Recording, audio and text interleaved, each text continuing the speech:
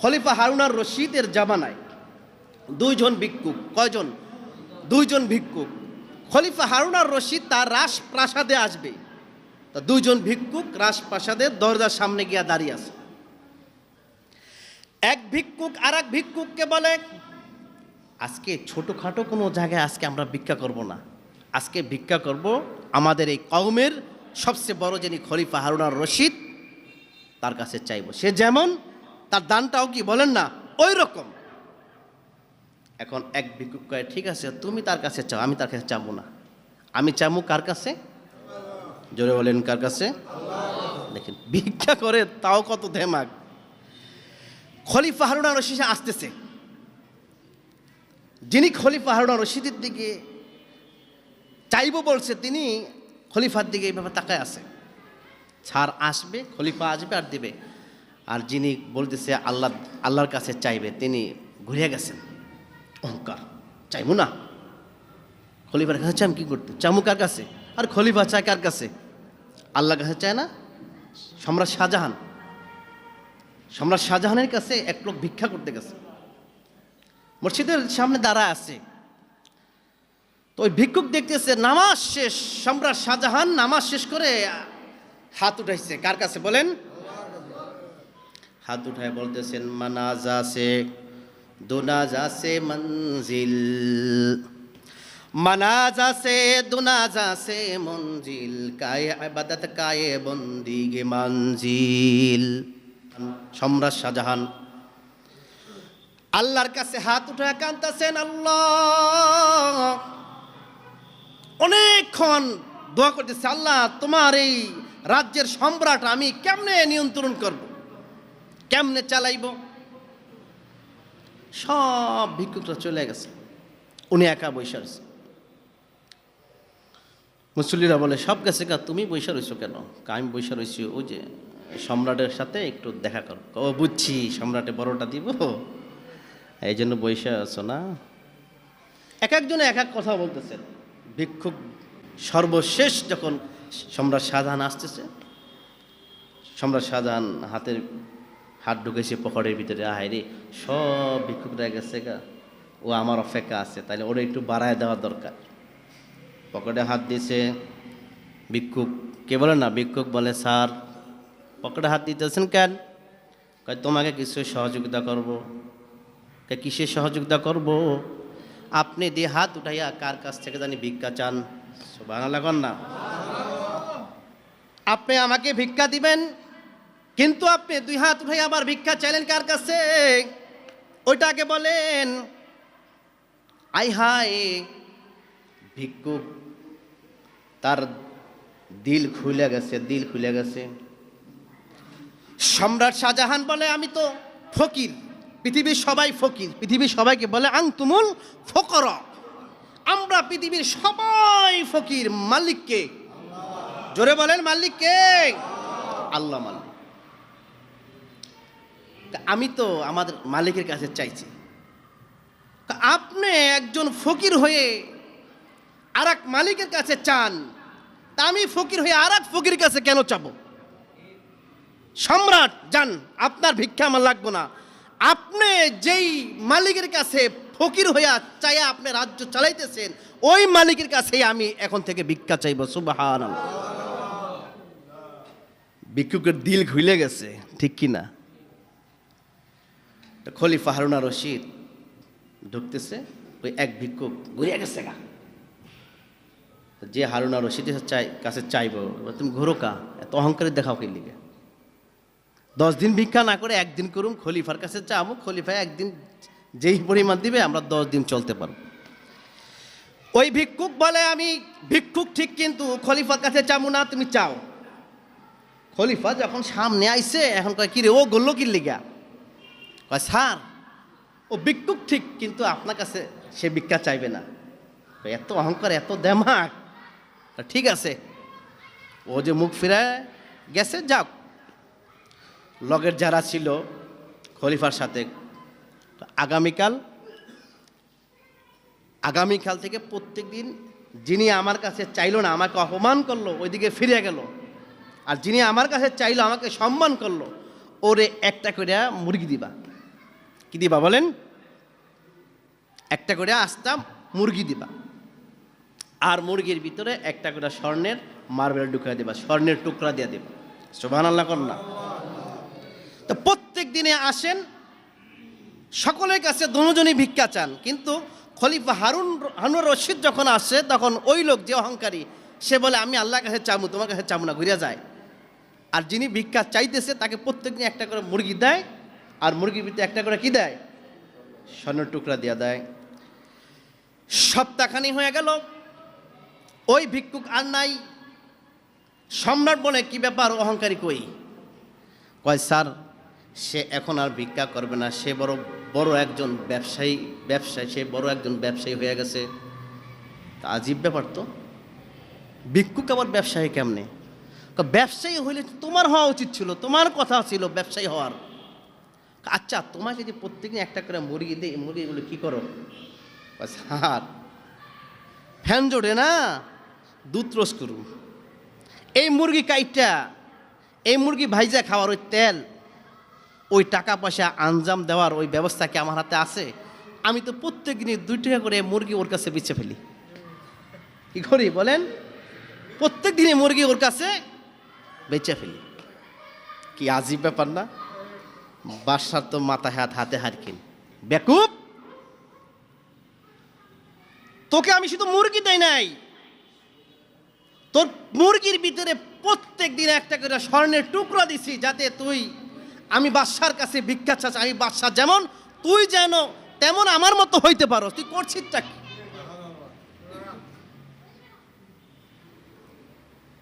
আল্লাহর কাছে চাইছেন কেডা? ওই ভিক্ষুক কি চাইছে বলেন? খলিফার কাছে চান নাই, চাইছেন কার কাছে? আল্লাহর কাছে চাওয়ার কারণে আল্লাহ তাআলা তাকে দিছেনি। ভাগ্য ছিল কার, আর দিছে কার হাতে? উচিত ছিল তো যেই ভিক্ষুক খলিফা হারুন আর রশিদের কাছে চাইছে তার এটা গ্রহণ করা, এটা দেওয়া তিনি কোটিপতি হওয়াটা। অথচ তার ভাগ্যে কি বলেন না, ছিল না। ভাগ্য ছিল কার? ওই অহংকারী ভিক্ষুকের। যেই ভিক্ষুক মানুষের কাছে চাবে না, খলিফার কাছে চাবে না, চাবে কার কাছে? আল্লাহ দিছেনি। কি বলেন? আল্লাহ দিছেনি। আল্লাহর কাছে চাইলে আল্লাহ দেন। বলেন, আল্লাহর কাছে চাইলে আল্লাহ দেন। আর আল্লাহওয়ালা যখন মানুষ হন, দান সদকা দ্বারা আল্লাহ তাআলা বালা মুসিবত থেকে কি করে বলেন? হেফাজত করে। লা ইয়ারুদ্দু ইল্লাল বালা। তাহলে বালা মুসিবত থেকে বাঁচার জন্য আমাদের হায়াতকে আরো বৃদ্ধি হোক, এটা আমরা চাই কি চাই না? কি বলেন, চাই কি চাই না? তাহলে আমাদের সর্বপ্রথম কাজ এটা হলো কি, আজকে আমাদের এই জুমার ময়দানেই যে 19 লাখ টাকার প্রয়োজন, এখানে আমরা যে যেমন পারি আপন জায়গা থেকে আমরা নাম লেখায় দেবো ইনশাআল্লাহ। বলেন লা ইলাহা লা ইলাহা ইল্লাল্লাহু মুহাম্মাদুর রাসূলুল্লাহ। সুখে দুঃখে ডাকতে হইব কাকে? বলেন কাকে? সুখে আছেন, দুঃখে আছে, সর্বক্ষেত্রে একজনকে ডাকতে হবে। তিনি কি? তিনি সে আল্লাহ। আল্লাহ আল্লাহ বলো সুখে দুঃখে, ঠিক না? তাওহীদে ঈমান রেখো বুকে বুকে, তাওহীদে ঈমান রেখো বুকে বুকে, তোমায় গড়ো তুমি ঈমানি চেতনায়, আবার ফিরে এসো ইনসাফি সাধনায়। অন্তরে ঈমান রেখো সুখে দুঃখে, আল্লাহ আল্লাহ বলো সুখে দুঃখে, আল্লাহ আল্লাহ বলো সুখে দুঃখে, তাওহীদে ঈমান রেখো বুকে বুকে, তাওহীদে ঈমান রেখো বুকে বুকে, তোমায় গড়ো তুমি ঈমানি চেতনায়, আবার ফিরে এসো ইনসাফি সাধনায়। অন্তরে ঈমান রেখো সুখে দুঃখে, অন্তরে ঈমান রেখো সুখে দুঃখে, আল্লাহ আল্লাহ বলো মুখে মুখে, আল্লাহ আল্লাহ বলো মুখে মুখে। সর্বক্ষেত্রে সুখ হোক দুঃখ হোক ডাকতে হইব কাকে? জোরে বলেন, আমাদের মালিক কে? আল্লাহকে ডাকতে হবে। যে আল্লাহকে ডাকে আল্লাহ তাকে দেয়। আর আল্লাহ থেকে কেউ যদি বিমুখ হয়ে যায় আল্লাহ তাআলা তাকে দেয় না। আল্লাহ তাআলা তাকে কি বলেন না, দেয় না। আর আল্লাহর দিকে আপনি তাকিয়ে আছেন, আল্লাহর দিকে আপনি চাইতেছেন, কোন ভাই কোন দিক থেকে আল্লাহ যে আপনাকে দিবে আপনি নিজেও টের পাইবেন না, ঠিক না?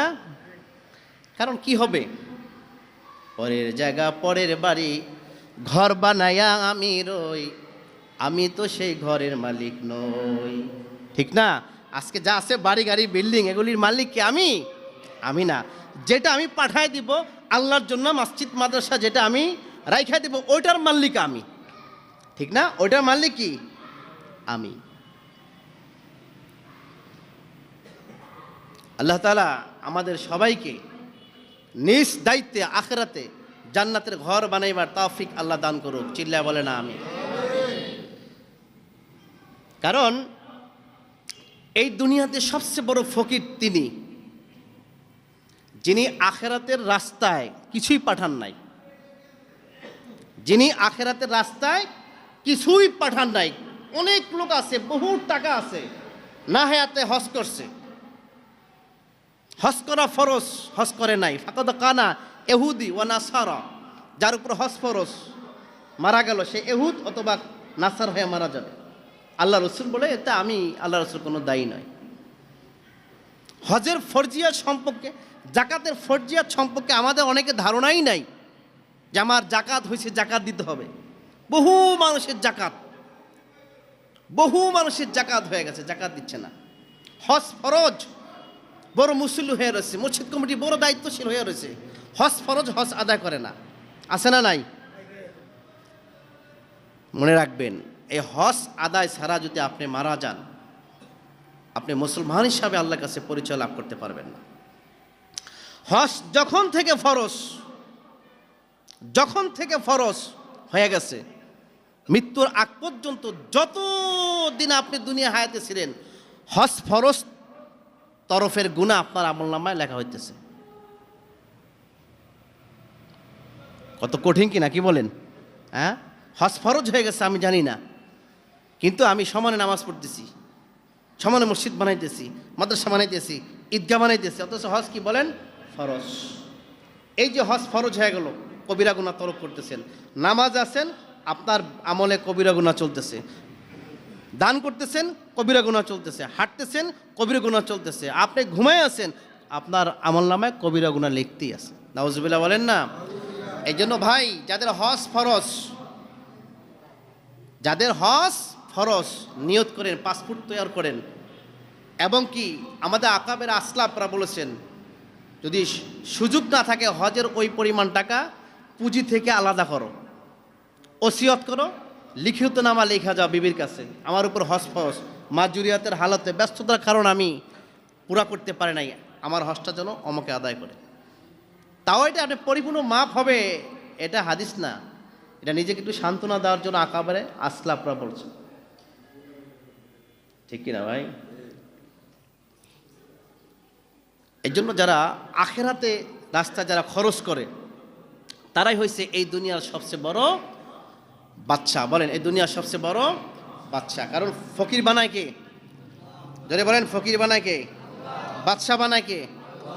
বাদশাকে ফকির বানাও, ফকিরকে আমির বানাও, বাদশাকে ফকির বানাও, ফকিরকে আমির বানাও, মান অপমান কান্না হাসি তোমার হাতে লুকানো, দৃষ্টি যত অবিরত তোমার মায়ায় সরানো, দৃষ্টি যত অবিরত তোমার মায়ায় সরানো, দৃষ্টি মোদের যায় যত দূর, না চাহিতে দাও গো তুমি বাঁচার অধিকার, ইচ্ছে হলে আবার তুমি নিতে পারো প্রাণ সবারই, তোমার হাতে সব জীবন, তোমার হাতে যে মরণ, তোমার হাতে সব জীবন, তোমার হাতে যে মরণ, মান অপমান কান্না হাসি তোমার হাতে লুকানো, দৃষ্টি যত অবিরত তোমার মায়ায় সরানো, দৃষ্টি মোদের যায় যত দূর, কালো কালো সুর ধরিয়ে নদী গাহে গা, কালো কালো সুর ধরিয়ে নদী গাহে গা, জোয়ার বাটা ক্ষণে ক্ষণে এই তো তোমার দা। কালো কালো সুর ধরিয়ে নদী গাহে গা, জোয়ার বাটা ক্ষণে ক্ষণে এই তো তোমার দা। বাচ্চাকে ফকির বানাও, ফকিরকে আমির বানাও, বাচ্চাকে ফকির বানাও, ফকিরকে আমির বানাও।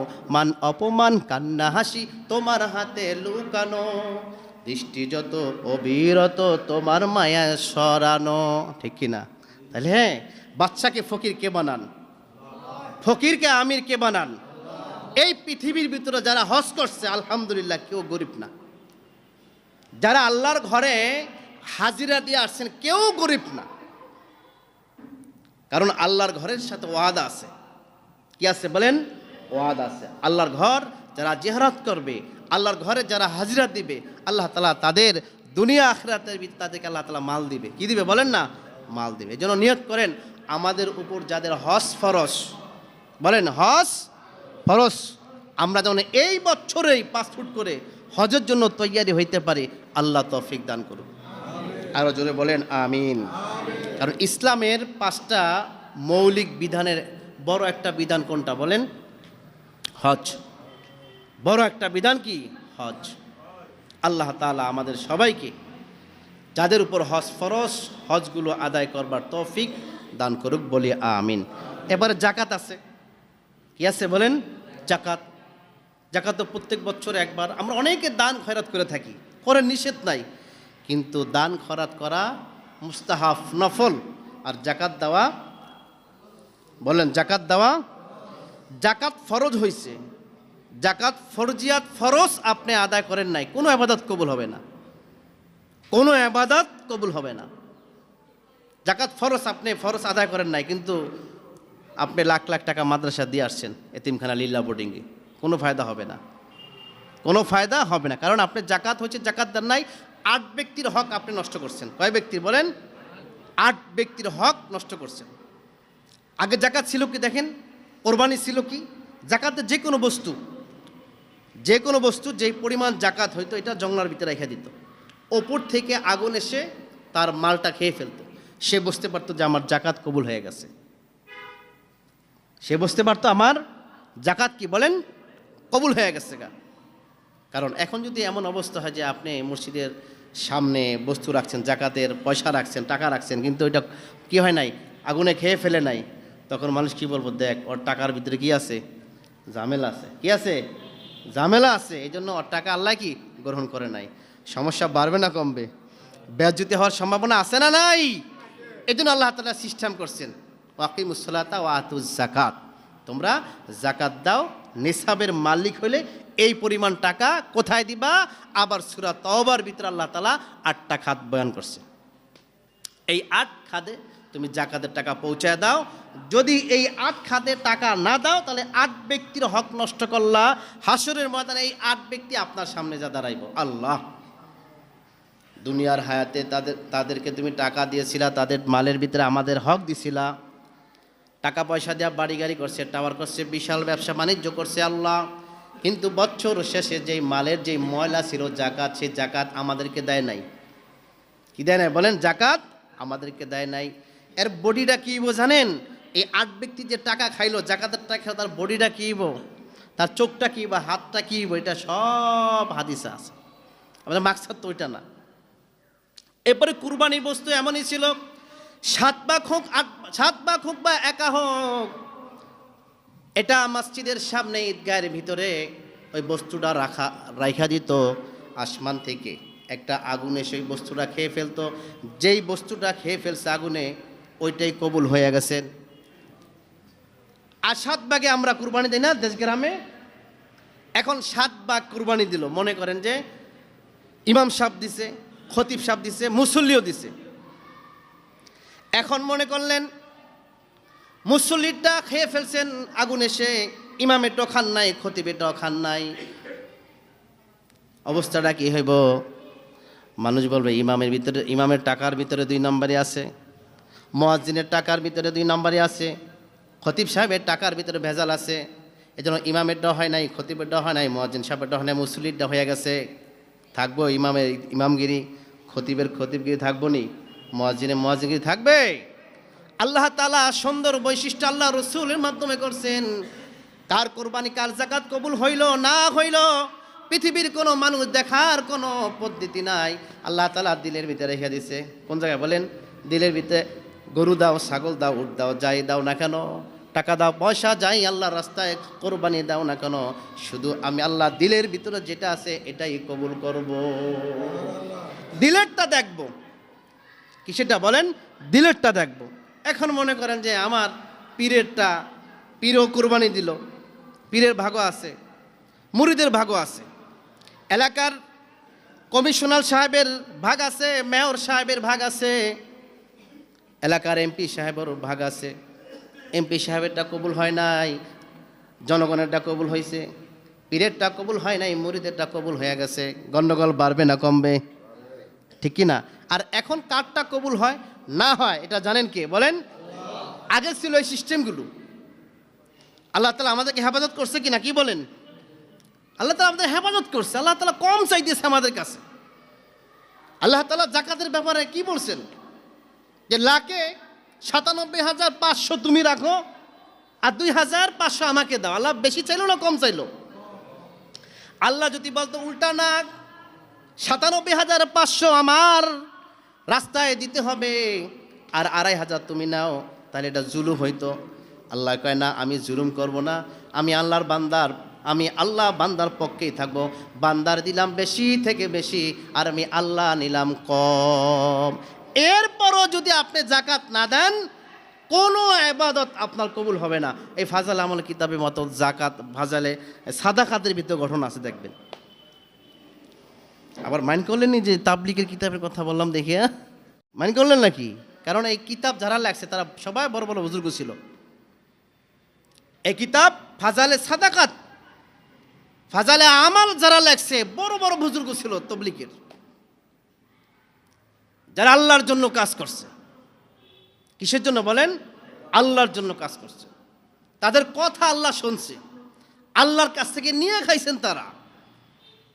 সাহাবীদের মতো সাহাবীরা দেখবেন আল্লাহর কাছ থেকে নিয়ে খাইতো। আল্লাহর কাছ থেকে আল্লাহকে এমনভাবে তারা ভাও করত, সাহাবীদের কথা জঙ্গলার হিংস্র প্রাণীরা পর্যন্ত শুনতে বাধ্য। সালমান ফার্সি রাদিয়াল্লাহু তাআলা আনহু, ওমর রাদিয়াল্লাহু তাআলা আনহু মাদানের গভর্নর। ওমর রাদিয়াল্লাহু তাআলা আনহুর কাছে প্রস্তাব আসছে মিশরের সাগরের ওই পার মাদান শহর। মুসা আলাইহিস সালামের শ্বশুর বাড়ি। মুসা আলাইহিস সালামের শ্বশুরের নাম শুআয়ব আলাইহিস সালাম। শুআয়ব আলাইহিস সালামের কওম, এটার নাম মাদান শহর। তো মাদান শহরের ভিতরে শুধু জুলুম আর জুলুম। কি বলেন? জুলুম, কেউ কাউকে মানে না। এত জুলুম, এত জুলুম, ঘরের ভিতরে গৃহ যুদ্ধ শুরু হয়ে গেছে। মাদান শহরের বড় বড় সাহাবীরা আল্লাহর রসুলের সাহাবী ওমরের কাছে চিঠি লিখল, ওমর, মাদান শহরের ভিতরে কেউ কাউকে মানতেছে না, শুধু মারামারি, কাটাকাটি, প্রতিহিংসা, হামলা মামলা, গুম খুন। ওমর, এমন একজন শাসন পাঠাও যেই শাসন দেখেই মাদানের মানুষগুলো ভয়ে কম্পিত হয়ে যায়। হযরত ওমর রাদিয়াল্লাহু তাআলা আনহুর কাছে চিঠি আসলেন।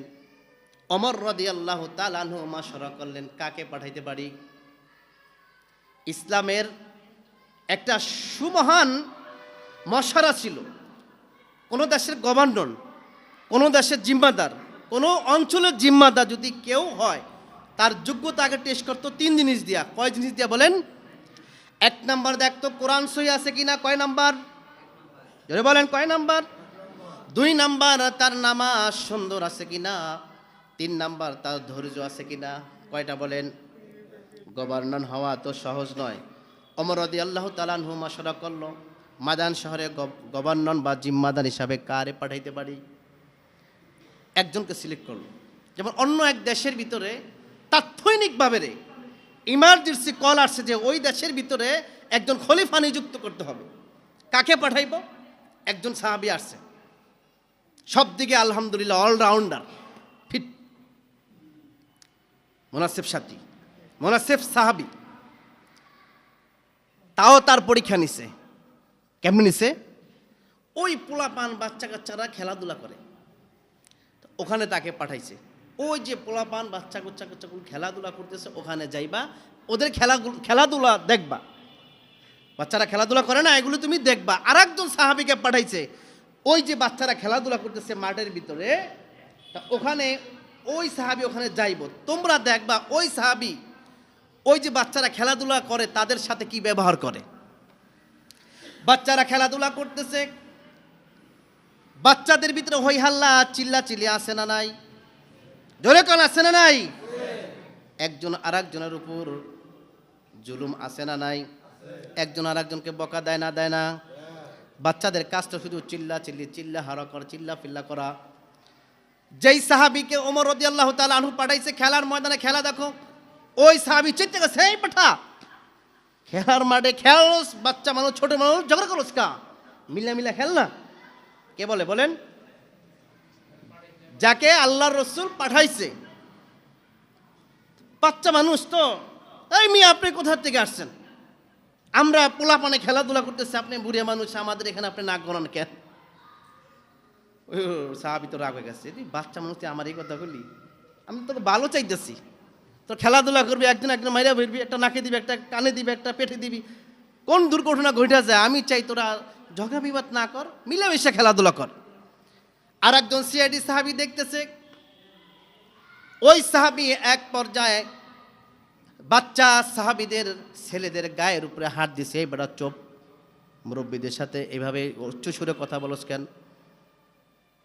যেই সাহাবীকে ওমর রাদিয়াল্লাহু তাআলা আনহু পাঠাইছে, তিনি সমানে দৌড়াইছেন, ওমর আমিরুল মুমিনিন, যাকে আপনি পাঠাইছেন খেলার মাঠের ভিতরে বাচ্চারা যার যা মন চায় তাই করব।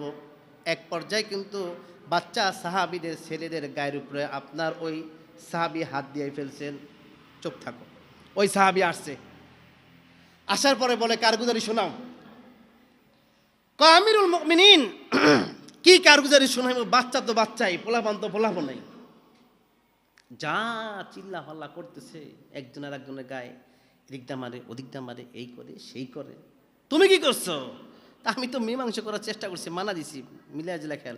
ওরা আমার আরো কয়, বুড়িয়া মানুষ আপনি এখানে আইসেন কেন? আমার তো রাগ হয়ে গেছে, আমি একটা ঠাস করে মারিয়া ফেলছি। হযরত ওমর বলতেছেন, ভাই তোমার পরীক্ষা নেওয়া হয়ে গেছে, ইন্টারভিউ নেওয়া হয়ে গেছে। একটা কওমের বাচ্চারা খেলাধুলা করে, মারামারি করে, ঝগড়া করে, সেইটা তুমি ভালোবাসা দিয়া, মহাব্বত দিয়া কন্ট্রোল করতে পারো নাই, মীমাংসা করতে পারো নাই। ওই বাচ্চাদের পিতারা এত বড় একটা রাজ্যের ভিতরে বসবাস করবে, মারামারি হবে, কাটাকাটি হবে, তুমি তাদেরকে কেমনে সামলাইবা? সুবহানাল্লাহ কন্যা। সাহাবীরা কয়টা গুণ দেখতো? এক নম্বরে আল্লাহর কোরআন সহি করে পড়া। আজকে পুরা পৃথিবীর ভিতরে একটাই রোগ, মুসলমান শতকরায় 80% মুসলমান কোরআন পড়তে পারে, সহি পড়তে পারে না। ঠিক কিনা, কি বলেন? শতকরা 80% লোক, আমি তো বাড়ায় বললাম। আমার মনে হয় যে যারা জানেন, যারা বোঝেন, বলবেন যে 95% লোক কোরআন শরীফ পড়তে পারে, সহি পারে না। ঠিক কিনা? আবার 2 নম্বর হলো সালাত। মুসলমানের সবচেয়ে বড় হাতিয়ার হলো সালাত। চীনের মাও তুসিন বলতেন, মুসলমানের মতো এক হইয়া ন্যাক হইয়া যেভাবে সালাত কায়েম মুসলমানরা করে, এমন একটা জাতীয় সংস্থা, এমন একটা জাতীয় যদি তরিকা আমার কাছে থাকতো, মুসলমানের বিজয়ের পতাকা আমি 1 মাসের ভিতরে উত্তোলন করতে পারতাম। কারণ মুসলমানদেরকে নামাজে, মুসলমানদেরকে কি বানায়? এক বানায়। কি বানায় বলেন না? এক বানায়। নামাজ মানে এক ইমামের, এক খতিবের পিছিয়ে পড়তেছেন সবাই এক। এটা পৃথিবীর কোন ধর্মের ভিতরে এই সুন্দর, এই সুন্দর পরিবেশ কোন ধর্মের ভিতরে নাই। আছে? আছে বলেন, আছে? নাই। এই জন্য দেখবেন কাবা শরীফের একজন খতিবের পিছনে যখন লক্ষ লক্ষ মানুষ নামাজ পড়ে, এটা দেখে অনেক বেদিনরাও মুসলমান হয়ে যায়, দাওয়াত লাগে না। অনেক বেদিনরাও কি হয়ে যায় বলেন? মুসলমান হয়ে যায়। এজন্য চীনের মাও তুসিন বলতেন যে নামাজের মতো মুসলমানদের যে সংগঠন, জাতীয় যে সংগঠনগুলো, এক খতিবের পিছে লক্ষ লক্ষ মানুষ নামাজ পড়ে, এরকম একটা অবস্থা যদি আমার কাছে থাকতো, পুরা ওয়ার্ল্ডের ভিতরে 1 মাসের ভিতরে ইসলামের বিজয়ের পতাকা উঠত। একজন খেলোয়াড়, লেডিস খেলোয়াড় এন্টার শো, মুসলমান নামাজ পড়ে, নামাজের দৃশ্য দেখে প্রত্যেক দিনই দেখে মুসলমানরা একজনে আল্লাহু আকবার বলে আর সবাই তার সাথে সাথে উঠে আর বসে। এটা কেমন পরিবেশ? তিনি একদিন নয় বারবার দেখছেন, দেখার পরে দেখছেন মুসলমানের ভিতরে মানার এত যোগ্যতা, এত সুন্দর পরিবেশ, পৃথিবীর কোনো জায়গায় এই পরিবেশ আর দেখি নাই। এই মেয়ে লোক খেলোয়াড়, নারী খেলোয়াড়টা মুসলমানের নামাজ দেখে তিনি ইসলাম গ্রহণ করছে। লা ইলাহা ইল্লাল্লাহু মুহাম্মাদুর রাসূলুল্লাহ, লা ইলাহা ইল্লাল্লাহ ইল্লাল্লাহ, লা ইলাহা। তা মাইকেল অ্যান্ডারসন বলেন, আমাকে কেউ দাওয়াত দেয় নাই, শুধু মুসলমানদের এই সুমহান এই আদর্শ দেখে আমি ইসলাম গ্রহণ করছি। সুবহানাল্লাহ কোন? এই জন্য দেখবেন যে সমস্ত দেশে মুসলমানরা এক আছে, সেই দেশের ভিতরে খ্রিস্টানরা সমানে মুসলমান হয়। কি হয় বলেন না? সেই দেশে খ্রিস্টানরা সমানে মুসলমান হয়। আর ইনশাআল্লাহ যদি মুসলমানরা এক হইতে পারে, ইসলামের বিজয় দিবে কে? বলেন না, কে দিবে? আজ নয় কাল আসবে রে সেদিন, আজ নয় কাল আসবে রে সেদিন, উড়বে পতাকা উড়বে কালিমা, কেটেই যাবে হিজাবে সকল অন্ধকার। ঠিক না?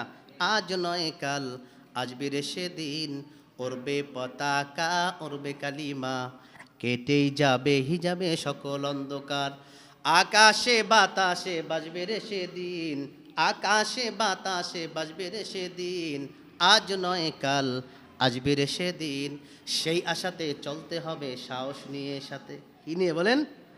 যেরকম না সাহস আসেনি, সেই আশাতে চলতে হবে সাহস নিয়ে, সাথে ডাকতে হবে ধৈর্য নিয়ে আল কোরআনের পথে।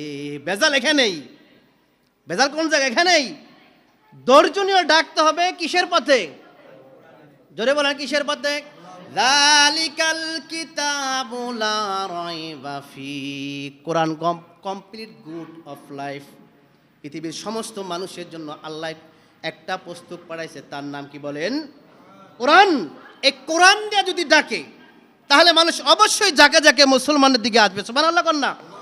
আল্লাহ তাআলা বলেন, ইন্না হাযাল কুরআনা ইয়াহদি লিল্লাযী হিয়া আকওয়াম। আল্লাহ তাআলা বলে, বান্দা হে, আমার কোরআন দিয়ে মানুষদেরকে আমার দিকে ডাকো। উদউ ইলা রাব্বিকা সাবিলি রাব্বিকা বিল হিকমাতি ওয়াল মাউইযাতিল হাসান। সুন্দর সুন্দর কথা বলে বলে আমার বান্দাদেরকে আমার দিকে ডাকো। এই কথা বলে জাহান্নাম, এই কথা বলে জাহান্নাম, এই কথা বলে আমার বান্দাদেরকে ভয় দেখায়ও না। কে বলছেন? কে বলছেন? বলেন, কে বলছেন? খালি জাহান্নাম, এই জাহান্নাম, এই কাফের, এই মুরতাদ, এই শেষ, এই গেছে গা, এগুলি বইল না। আল্লাহ তাআলা বলেন, ওয়া মান আহসানু কাওলাম মিম্মান দাআ ইলাল্লাহ ওয়া আমিলা সালিহান ওয়া ক্বালা ইন্নানি মিনাল মুসলিমিন। তুমি পরিপূর্ণ মুসলমানের রূপ যদি বহিঃপ্রকাশ করতে চাও, তাহলে আমার বান্দাদেরকে দাঈ ইলাল্লাহ, একমাত্র আল্লাহর দিকে ডাকো। বলেন সুবহানাল্লাহ। আল্লাহ তাআলা বলে, কুল হাযিহি সাবিলি কুল হাযিহি সাবিলি ইয়াদউ ইলাল্লাহ। আমার বান্দাদেরকে আমার দিকে ডাকো। কার দিকে ডাকো বলেন? কার দিকে ডাকো বলেন না? জোরে বলেন, আমাদের মালিককে। আরো জোরে বলে, আমাদের মালিককে।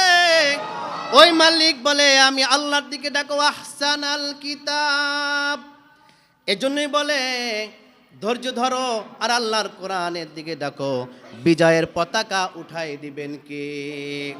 কোরআনের বাণী যারা মুছে দিতে চায়, পৃথিবীতে অনাচার তারাই সরায়, তারাই সরায়। বলেন, কোরআনের বাণী যারা মুছে দিতে চায়, পৃথিবীতে অনাচার তারাই সরায়, তারাই সরাই, আমরা দাঁড়াবো রুখে ভুলো পথময়, কাটায় কাটায় ভরা জানি এই পথ, আমরা দাঁড়াবো রুখে ভুলো পথময়, কাটায় কাটায় ভরা জানি এই পথ, জিহাদের পথে ডাকো কুসুমে কুসুম, ওয়ালা তাজআলনা মিনহুম, আল্লাহুম্মা আনসুর মান নাসারা দীনা মুহাম্মাদ, ওয়ালা তাজআলনা মিনহুম, আল্লাহ আল্লাহ আল্লাহ আল্লাহ। আল্লাহ আমাদেরকে কবুল করুক, বলেন আমিন। তো সর্বশেষ বলতেছিলাম, সাহাবীদের কথা আল্লাহ কেন শুনছেন, কোন কারণে শুনছেন? আমাদের আকা মেরে আসলামদের কথা আল্লাহ কেন শুনছেন? মাদান শহরের ভিতরে চিঠি লেখলো, চিঠির উত্তরে হযরত ওমর রাদিয়াল্লাহু তাআলা একজন গভর্নর পাঠাইলো, যেই গভর্নর ওই যুগে সবচেয়ে বেশি বয়োবৃদ্ধা, একবারে বৃদ্ধ, বলেন কি একবারে বুড়া, যা সাহাবীদের ভিতরে সবচেয়ে বেশি হায়াত পাইছেন হযরত সালমান ফারসি রাদিয়াল্লাহু তাআলা, বলেন রাদিয়াল্লাহু তাআলা আনহু। সালমান ফারসি রাদিয়াল্লাহু তাআলা আনহুকে পাঠাইলো। মাদান শহরের মানুষ বলে, আয় হায় হায় হায় রে, ওমর আমাকে দুঃখটা বুঝলো না, এই রাজ্যের ভিতরে কি পরিমাণ জুলুম। আর হজরতে ওমর কি পাঠাইলো, বুড়া মানুষ, তারে মানবনি, বুড়া তাকে মানবো? চাইছিলাম যে এমন না দুষ্ট মোটা তাজা একটা পাঠাইবো, যাতে কোনি দিলে একবারে জায়গায় প্রসাব করে দেয়। কি পাঠাইছে? হযরতে সালমান ফারসি রাদিয়াল্লাহু তাআলা আনহু বলে, ভাই তোমরা ঘাবড়াইও না, আসো আমাদের মন্ত্রণালয়ে যাই আমরা। তো মন্ত্রণালয় দপ্তরে গেলেন, দপ্তরে যাওয়ার পরে সব দায়িত্ব নিলেন। কি নিলেন বলেন? সব দায়িত্ব নিলেন। অন্যান্য সাহাবীরা বলতেছেন, আমিরুল মুমিনিন সালমান, আমাদের দেশের ভিতরে সবচেয়ে বড় সংকট হইল ডাকাতি। কি বলেন না? ডাকাতি, মারামারি,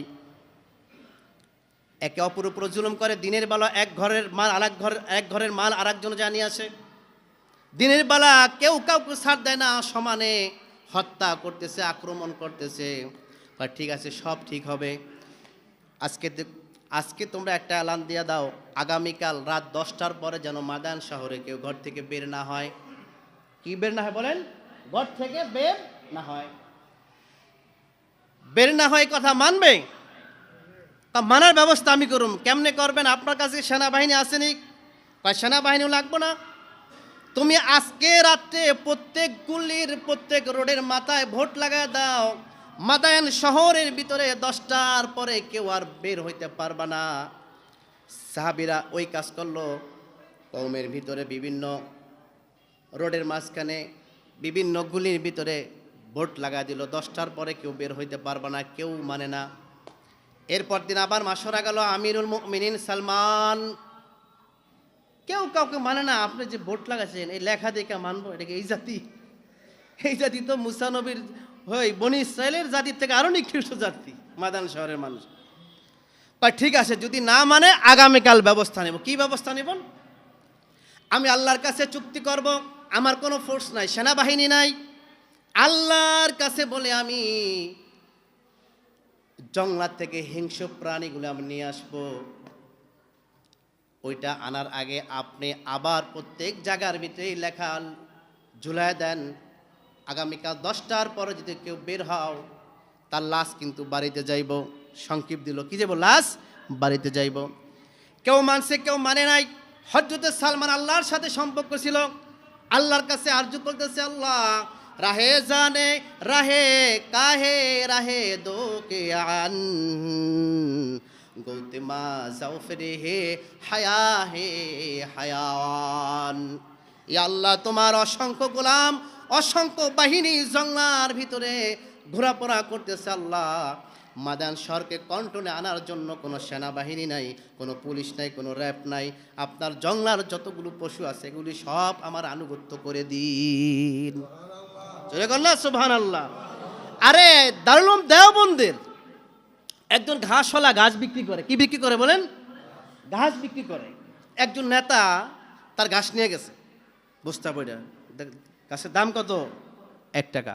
দে উঠা, আমার বাসায় দিয়ে গা। তো ঘাসের বস্তা বাসায় যায় দিয়েছে। 60 টাকা দেন। এত বড় সাহস! বস্তা ভরে টাকা দেয়, আমার বাসা টাকা পৌঁছে দেয়, আর তুই এক বস্তা ঘাস দিয়া টাকা চাস? সাহসটা কত বড়! এই গুলিটা ল। তাকে ভয় দেখাইতেছে, কিন্তু তার সাথে সম্পর্ক ছিল কার? তিনি বাড়ির থেকে বের হয়ে ক্ষেতের আড়ালে বসে আল্লাহর কাছে হাত উঠাই দিয়েছে, আল্লাহ মাহে আজাত মাহে কোজে জাহে মা আজাত মাহে জা হোতে হে রব্বি করিম জনত সে তাহো গোলাম হে জাহে বে মুলকে হাজাত। এই মুলুকের বাদশাহী তুমি যাদেরকে দিয়েছো তারা শুধু জুলুম করে। আমার বাদশা তুমি, আমার বাদশাকে বলেন, আমার বাদশা তুমি আল্লাহ। আমার এই ঘাস বিক্রি করার পরে আমি যে 1 টাকা পাই, 1 টাকাকে আমি 4 ভাগ করি, নিজের জন্য 1 ভাগ, সংসারের জন্য 1 ভাগ, আমার বোন বিধবা তার জন্য 1 ভাগ, আর লাস্টের যে ভাগ এটা আমি দারুল উলুম দেওবন্দ মাদ্রাসা আমি আলেমদের খেজমতে একটা এই বাকি পয়সাগুলো আমি অক্ষ করে দেই। এই 4 ব্যক্তির হক তিনি নষ্ট করিয়া তার গরুরে খাওয়াইতেছে, তার গরুরে খাওয়াইবো, ওই গরু খাইয়া দুধ দিব। আল্লাহ শরীয়তের দৃষ্টিতে এগুলি সব নাজায়েজ। আমার হক যেই পর্যন্ত আমাকে না দিবে এই পর্যন্ত আমার ঘাস কোনো একটা প্রাণীকে খাইতে দিবা না। এ দোয়া করছে কার কাছে?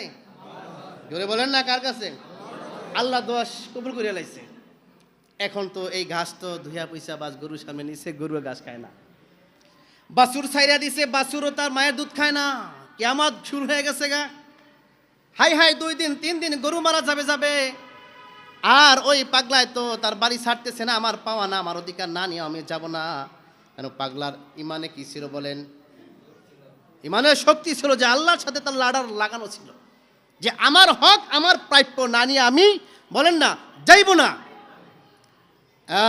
যে অবস্থা হয়ে গেছে গা, এখন তো গরু মরবো, বাছুর মরবো, ঘাস তো খায় না।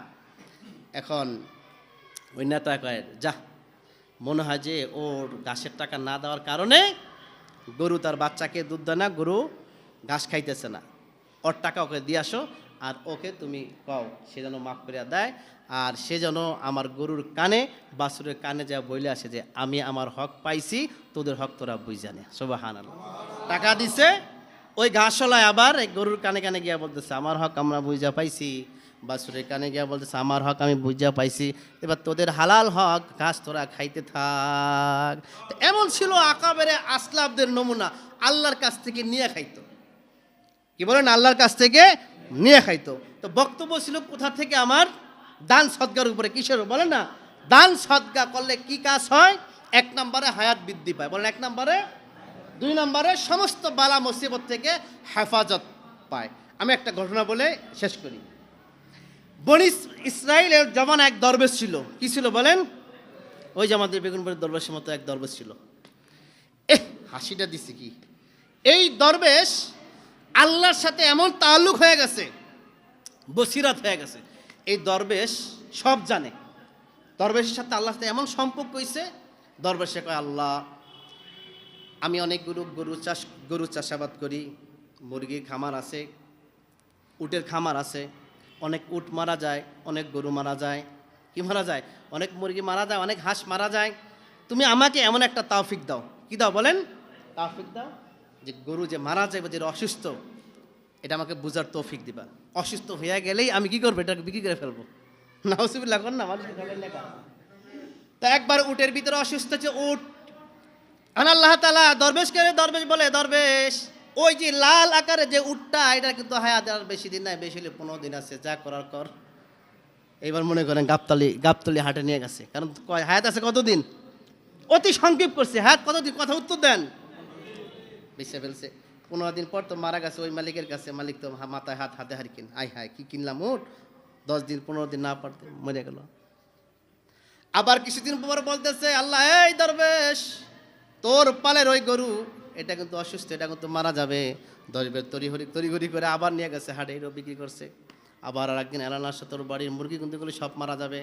মুরগিগুলো সব বেচা ফেলছে, হাঁসগুলো সব মারা যাবে, সব খাইয়া ফেলছে। একদিন যাইতে না যাইতে একজন দরবেশের কাছে এলান আসছে, দরবেশ আগামী 3 দিন পর কিন্তু তুমি মারা যাইবা, এখন কোন গাবতলি হাটে যাইয়া তুমি উঠবা? দরবেশ এখন হতাশ হয়ে গেছে। কি হয়েছে বলেন না? কারণ উট মারা যাবে, উট বিক্রি করছে, গরু মারা যাবে, গরু বিক্রি করছে, হাঁস মারা যাবে, হাঁস খাইছে, মুরগি মারা যাবে, মুরগি বিক্রি করছে। এখন যে দরবেশ মারা যাবে, দরবেশ বিক্রি হবে কোন হাটে? আসেনি? এখন দরবেশ যা ছিল এগুলি সব আল্লাহ রাস্তায় দান করতেছে। কি করতেছে বলেন?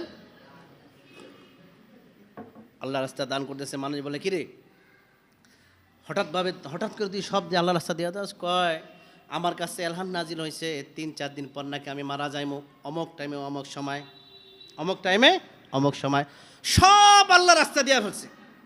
এখন আত্মীয় স্বজন সবাই কয় যে তো মারাই যাবি, মারা যাওয়ার আগে খাইয়া যায়, ইচ্ছা মতন খা। অনেক পদের খানা দিছে।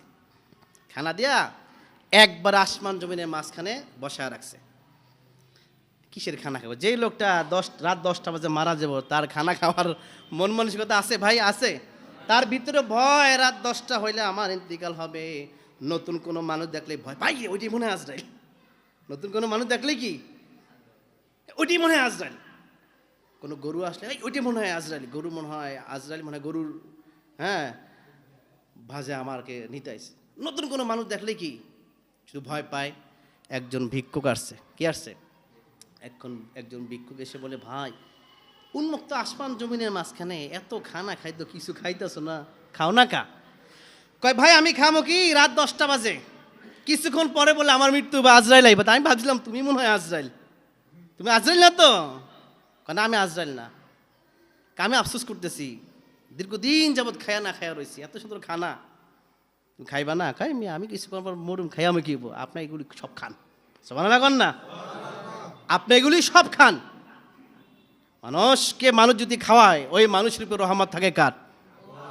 কেউ যদি এক গ্লাস পানি কাউকে খাওয়ায়, কোনো ভিক্ষুক, মা বোনদেরকে বলবো, অনেক ভিক্ষুকরা বাড়ির সামনে যায়, কমপক্ষে আল্লামা মাইনুদ্দিন আল আরাবি আর সিস্তি রহমাতুল্লাহ আলাইহি বলে, যদি কোনো ভিক্ষুক যদি বাড়ির সামনে যায় দাঁড়া, এক গ্লাস পানি বা একটু খেজুর বা একটু যে কোনো খাদ্য তার হাতে উঠায় দিল, সে খাইলো, খাইয়া বলল আলহামদুলিল্লাহ, আল্লাহ তাআলা তার আমল নামায় 10 খতম কোরআন শরীফের সওয়াব তার আমল নামায় লেখা দেয়। আরো জোরে বলেন না সুবহানাল্লাহ। এজন্য কোনো ভিক্ষুক সাইর ফাম্মা মান সাক, কোনো সাইর যদি, কোনো ভিক্ষুক অসহায় যদি ঘরের সামনে যায়, ফিরাইবেন না, খারাপ কথা বলবেন না, মন্দ বলবেন না। কুল্লু মা'রুফিন সাদাকা, সুন্দর কথা বইলা তাকে বিদায় দিবেন, আল্লাহ তাআলা একটা খাসি সদকা করার সওয়াব আপনার আমলনামায় দিয়ে দিবেন। ওই বলতেছে ভাই আমার যা আছে আপনি সব খান। সব খাইছে। লোকটা কয় রে এত খাওন জিন্দেগিতে দেখে নেই, আজকে আল্লাহ মিলা দিছে, ইচ্ছা মতন খাইয়াকে। আল্লাহ দীর্ঘদিন যাবত আমি না খাইয়া রয়েছি, তোমার যে বান্দা এত সুন্দর খানার পরিবেশ করলো, আয়োজন করলো, আল্লাহ তোমার এই বান্দার তুমি না খাইয়া দিয়া দাও। যিনি মরবে দরবেশ কয় দেখছো নি, আমার মরার সময় এখন আল্লাহর কাছে হায়াত ভিক্ষা চাইটা হইল নি। তিনি দোয়া করতেছে, আল্লাহ এত সুন্দর খানা খাদ্য যে খাওয়াইলো, তুমি তাকে না খাইয়া দিয়ে দাও। আল্লাহ তার দোয়া কবুল করছেন। রাত 10টা তিনি তো খাইয়া দেয়া গেছেন গা, খাইয়া দেয়া কি গেছেন গা। রাত 10টা অতিক্রম হয় 11টা, কিরে মরে না? কিরে আল্লাহ যত কটা এলান আমাকে শুনাইলো, গরুর ব্যাপারে, উটের ব্যাপারে, ছাগলের ব্যাপারে, মুরগির ব্যাপারে, সব সত্য হইলো, আমার ব্যাপারে যে এটা তো সত্য হইলো না। 10টা বাজে বলে আমার মৃত্যু হওয়ার কথা, 11টা 12টা বাজে এখন মৃত্যু হয় না, কারণটা কি? আল্লাহ তাআলা আবার এলান নাজিল করে, দরবেশ হতাশ হওয়ার কোনো কারণ নাই। আল্লাহর রাস্তায় যে তোর খানাগুলো সব অক্ফ করে দেওয়ার কারণে আমি আল্লাহর কাছে তোর হায়াত ভিক্ষা চাইছে, হায়াতের দোয়া করছে, আমি আল্লাহ তাআলা ওই ভিক্ষুকের দোয়া কবুল করে তোর হায়াতকে আমি আল্লাহ আরো বৃদ্ধি করে দিলাম। এই জন্য আল্লাহর রাসূল বলছেন, যার যত হায়াতে সাদকা থাকবে, যার যত হায়াতে দান থাকবে, আল্লাহ তাআলা তার হায়াতকে তত বৃদ্ধি করে দিবেন। যার হায়াতে যত সদকা থাকবে, যার হায়াতে যত দান থাকবে, তত বালা মুসিবত রোগ ব্যাধি থেকে আল্লাহ তাকে হেফাজত করবেন। বলেন এই বালা মুসিবত সামনে আমাদের আছে না সেটা আমরা কেউ জানি? আল্লাহ রাসূল লা ইয়ারুদ্দু ইল্লা বিসসাদাকা, বেশি বেশি দান করো, সকল প্রকার বালা মুসিবত থেকে আমি আল্লাহ তোমাকে হেফাজত করব। তাহলে আমাদের মসজিদের ভিতরে শুরুতেই বলছিলাম, আপনারা এলান আরও আগেও পাইছেন, ঠিক না? 19 লাখ টাকার প্রয়োজন ছিল, তো গত সপ্তাহে কিছু টাকা উঠছে, আরও বাইরে থেকে কিছুটা কালেকশন করছে। এখন বাকি যে টাকাগুলো আমাদের এখনও অগুছানো আছে, এই টাকাগুলো আমাদের পরিপূর্ণ করার দরকার আছে না নাই? এজন্য 1,50,000 10-10-এর নিচে না, আমরা প্রত্যেকের জায়গা থেকে আমরা নামগুলো লেখাই ইনশাআল্লাহ। বলেন ইনশাআল্লাহ।